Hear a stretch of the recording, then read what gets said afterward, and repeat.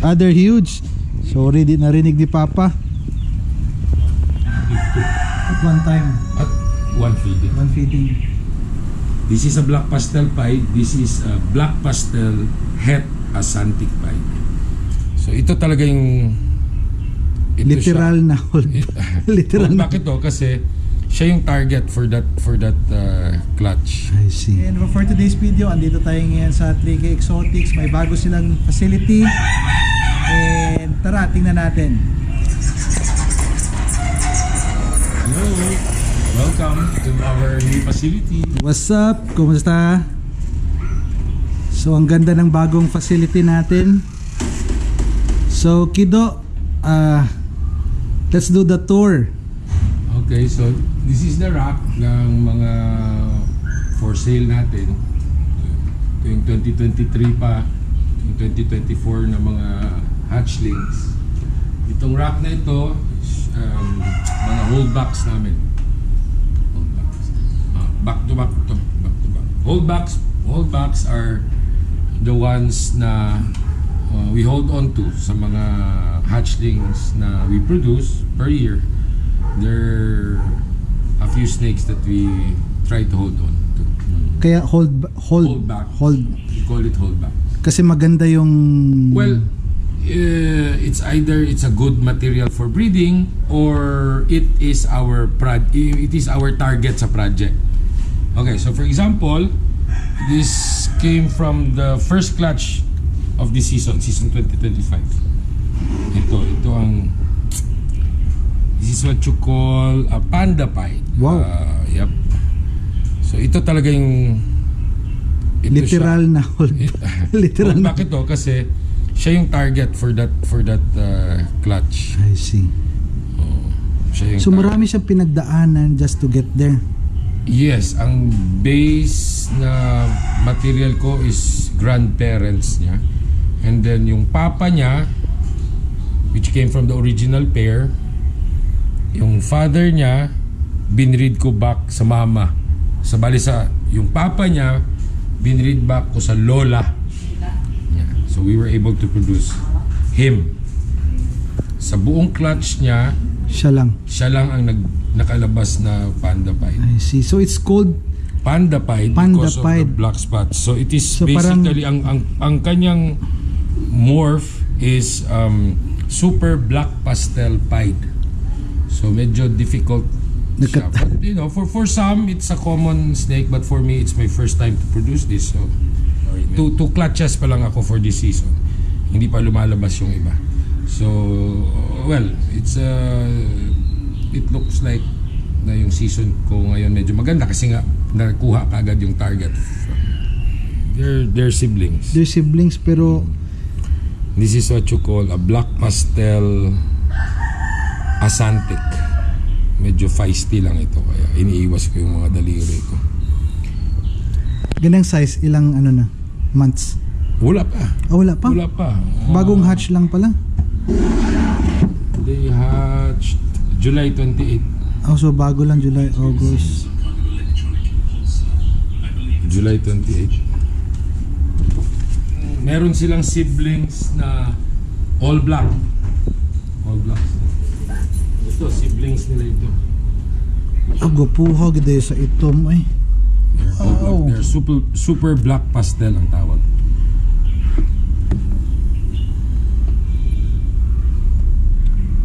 Ilang magkakapatid lahat? Kaya ito ugi kayo. Ito nga, kapatid din nila ito. Kapatid din. Di ba? Ang isang kapatid nila, black pastel pied. So kani ma-hold back yun din no? Gani dili na. Dili na. Kaya naana common na for you. Naana ko. Kani igsuon nila. This is a black pastel pied.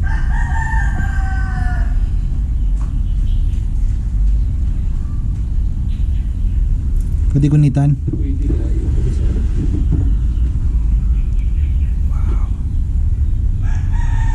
Amazing. So it's a surprise gid no kay maski ang parents wala. Unless you get two panda pies, male and female, and then you breed them, kana sure na gid kana ay all you get are panda pies. panda fights, pero there's always a mystery bitaw, no? For example, Dili unsa. So it has something to do with genetics. A breeder will always know what are the possible outcomes. But there are times na suddenly may mag-appear na out unique, of nowhere. unique. Doon, yun yung na mas nakakalito na sa, as breeders. So dito puro to mga holdbacks to lahat. Yes, holdbacks. these are the ones na pinapalaki natin, waiting for them to come to Age, breeder size. size. It's not of the age sa breeding. Hindi, Basta makuha lang ang exact it's not really of the age. It's timbang, more of the weight. But So, usually, like for example, sa males, 800, 900. dari na yung mga dagko, wala. Well, wala kayo yung mga dago. Females, we need the females to reach 1.5 kilos at least for them to be breedable. Understandable kasi they're the ones who's going to carry the eggs. And then, when you breed, both the male and female, they go off feed. There's a period of the breeding cycle, they go off feed. So, if medyo maliit sila or maliit yung female and then they go off feed, medyo pangit kasi mamamayat ng sobra. Dapat busugon, dapat dako. And then of course, I think it was Nika Gutierrez, I think of Arc Andres, she explained it this way na the female would always think na why would I breed if there's no ample supply of food na I can feed my offsprings. So it's good na you feed them na magandang sizes before you get them into breeding, kasi they would always think na okay, it's a good time to breed kasi there's an ample supply of food, I have enough food supply to feed my offspring. This is the papa. This is a black pastel pied. So, okay, for male gid, no? Okay lang gid ang Nani na size? na size, no? Mga 900 na siya. 900 grams. Around 900 grams. So this is a black pastel pied, and then a male black pastel pied, het Asantic. So we bred him to his mom. Ang mom doy. Backbreed. Backbreed. This is Amo na yung mama? This is a black pastel double het Asantic pied. So this is the pairing that was able to produce our panda pied. Panda pied. Diba? No signs of. Yeah, no, wala gid, wala So nimo it's may all imagine. genetics. I Kasi ang see. panda pied is a super black pastel pied. So, this is a black pastel pied. This is a black pastel het Asantic pied. So we're able to produce the panda pied. Bred it also to a sibling to this one. This is a black pastel yellow belly pied. Siblings sila. Sibling sila, yes. Iniintay pa namin mangitlog. There's also a chance na we can produce another panda pied through this pairing. Mas mataas ng konti kasi pied na sila eh. Pied na sila. So lahat ng anak are going to be pieds. Yes. It's just a question whether panda ba or hindi. So if he's going to give a black pastel trait and then that one gives another black pastel trait, then it becomes super black pastel pied, so it's a panda pied. So medyo mas mataas ng chance compared to the pairing of this one and the mom. Okay. So I'm hoping to produce another clutch na may panda. So dapat gid no na you know the history, you know the pair, you know the traits, you know that the yes. Kasi it's the traits na that would give you an idea on what are the possible Outcome. outcome of a pair. This is her third clutch na. Good Kaning catch. panda. Pila ka eggs? Karon 7 ang kato, 7. Good tanan. 7 good eggs, yes. So factor gyud tong the last time I remember na controlled ang imong kuan. Yes, oo. Controlled it has ang been giving us good results. Pas karon na aircon, naka-aircon sila so In our first season, medyo naging pangit. We had a lot of slugs nung we didn't have the AC pa. Kasi yung kwarto namin medyo kulog. sa Bisaya pa nagbuot. Oh, so Kulog. it was really a bad season. We had more slugs than good eggs. We had to do something about it. You know? So we tried. It's purely trial and error. So we tried using an AC to bring down the temp inside, a controlled temperature. It's not AC na pang tulog ng mga tao like 19, 20. So Yun nga, naman ano eh. ganun. It's just around 26, 27. 26 na eh. Hindi siya malamig but then Hindi siya controlled kaysa naman akyat baba, akyat ba, erratic o malamig, mainit. What's going to be problematic for the snakes is if it's like there's a period dito sa Davao na it becomes really hot, so it gives out slugs talaga. That's what happened to our first season dito. We had more slugs than good eggs. This is hidden ginwoma. So these are all for sale here. Mostly, yes. If any one of your viewers are interested to inquire or Or can they visit here? they can just message me sa page so we can schedule a visit. Para hindi ako umalis. Batman. Doon, asan ang Batman mo dito? Yeah, this one. This is the combo is called a Batman. I think we were able to feature this in your last vlog. Ang first ko nito was 2023. The first ganitong combo. So, this one is a female. I'm trying to grow So her ginahold into- back mo male, female, depende it na. all depends. It all depends na. on the combo. Kung kailangan ko siya sa female, then kailangan ko na female. If I need a certain combo sa male, then ang male ang mag-hold back. So ito, the first Batman I was able to produce was a male. So we were able to use him na sa breeding ngayon. Ito, this is from the 2024 season. A Batman combo is a spot-nosed leopard clown. A visual clown. To produce a Batman. Si Kubilka from the US. He named it Batman. So, So siya siya pala. nakalim yung combo na yun. Ganda yung design mo no, movable, may wheels. Medyo hindi. Depende sa adjust sa layout, no? Depende sa feel mo na layout. Maganda. Ito medyo unusual. Isa sa yun. This is what you call a pavement. A pavement, ang composition niya is gravel and asphalt. Parang road pavement, ganun. Yes, kasi merong combo ng tawag highway, Highway. merong tawag freeway. Asa na tong super pastel freeway.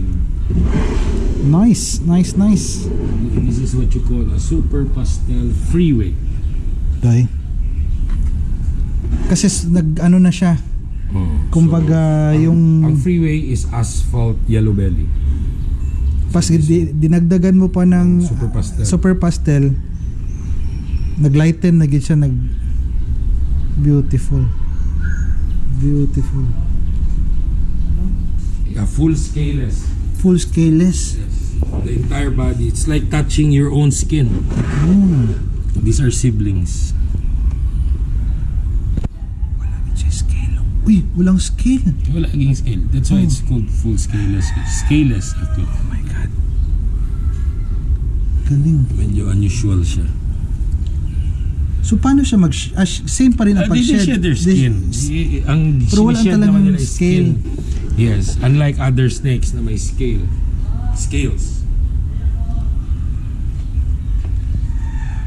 Duhat sila, ani? Mga Ditsap koy. Laksap, gotsap koy. siguro 50. Kani. Ang panda sa international market, if you search online, they call it morph market sa labas.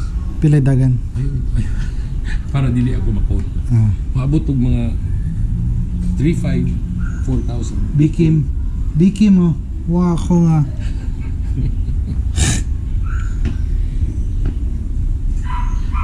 Mas gwapo pala siya pag wala siya nag-inshed. Black Good kay black and white good siya, no? Panda gyud. Kay medyo pinkish pa siya karon eh. Kay going to shed. Asa na to? Kani.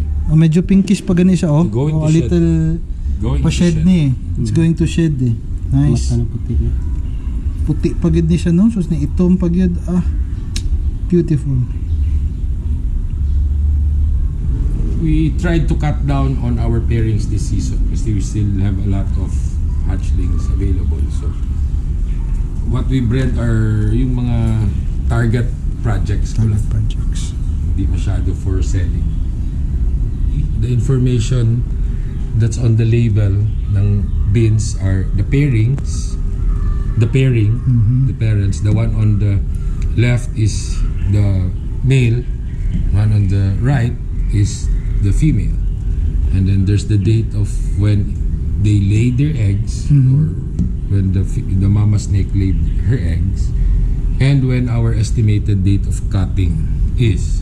August 9, It was laid August 9, And August 6, August 6, and it's supposed to be September 26. 26. 51 days. Yun yung sweet spot ko. That, kumbaga, computed against the temperature I use, 51 days, they peep na. But sometimes, some clutches may nagpipip na ng 49 days or 50 days, may nagpipip na. So, that's my signal to cut actually. When one of the snakes peeps, then I cut na the rest. So, the schedule is tomorrow, August 29. But if someone peeps today, then I cut today. But if no one peeps, then tomorrow I will cut. Fall on the day. Yes. Kasi yung first clutch, yung panda, parang 48 days. May nag-peep na eh. Excited ra siguro kay ka. May nag-peep na ng 48 days. Okay? Kasi if someone peeps and then you don't cut, there's a possibility that some of the snakes will drown. Malun. Parang they're due to come out na, and then if you don't cut. Sa bagay, what difference kung one day lang? So, And then we place them back inside the incubator. So, tsaka develop na yan eh. Oh, Diba? tsaka Kung days lang, develop na. when we cut, we don't take them out of the incubator. After we cut, Or we even place them at the egg. Oh, they're still inside the egg. They just cut. They have to consume pa the yolk. You just cut para maka-breeze sila. Yes. First, yeah, sa widest part. Sa of the widest bird, part. around here. So nga nakadako ang rats na yung ginapakain. Kung dili na makaya, then the frequency increases. So let's say, Okay. so wala kang ganong kalaking prey item. Then you give, instead of just giving one, you give two. At one time, At one feeding. one feeding. Kasi basically nga, if this is the girth, the capacity na makain niya is times 1.5, so 3. Okay. Di ba? But kami, para lang makasigurado, we only feed 1:1, so it's the same. So if this is the girth and then you don't have an available prey na ganito kapal o ganito kalaki, kung ganito lang, o di we give 2. Ganun lang Pero yung basic. weekly Yung aming- ba? Weekly? Weekly, we feed them weekly, yes.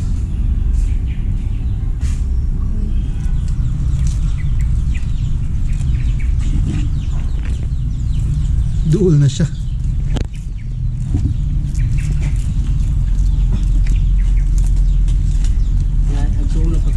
Lagi binilag na yung pagkaon. So gulay lang gini sila, no?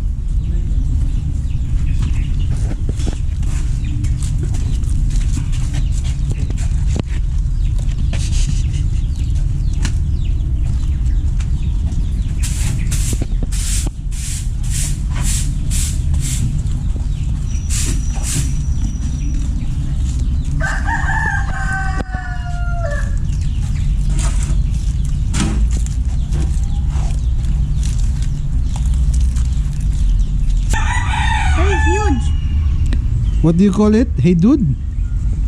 They're huge. They're huge. Sorry, di narinig ni Papa. Ang tawag dyan, sulcata. Those are sulcata na tortoise.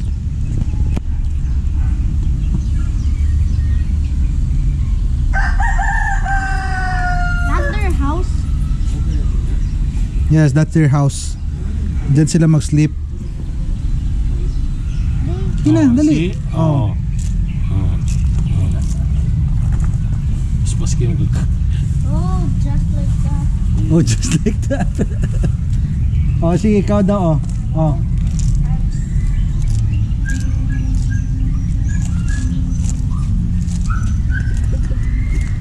Approve. I need to wash my hands.